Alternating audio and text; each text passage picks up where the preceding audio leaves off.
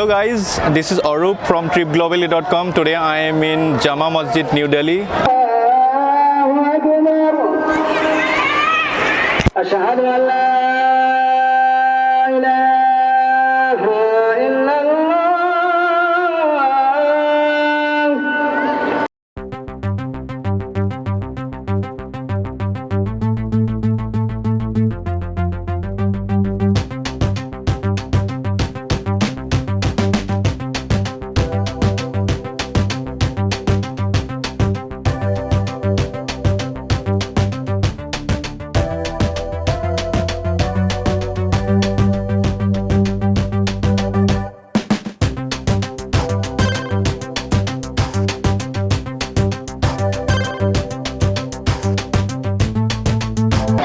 Road रहते हैं सदर थाना और यहाँ हम रोज़ा खोलने आए हैं और यहाँ लोगों के बीच बहुत अच्छा लग रहा है।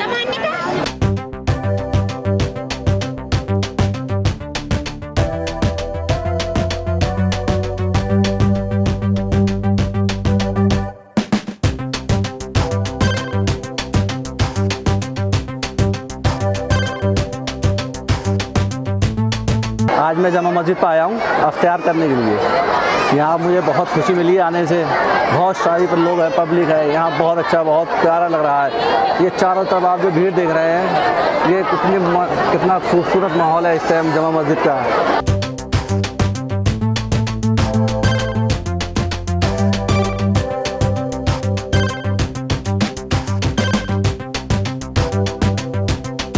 मेरा नाम मोहम्मद इब्राहिम है। मैं जामा मस्जिद पर रोज़ा इफ्तार करने आया हूँ। इसमें खाने में सभी फल है, करीब करीब बिरयानी, शामी कबाब, पपीता, तरबूज, केला।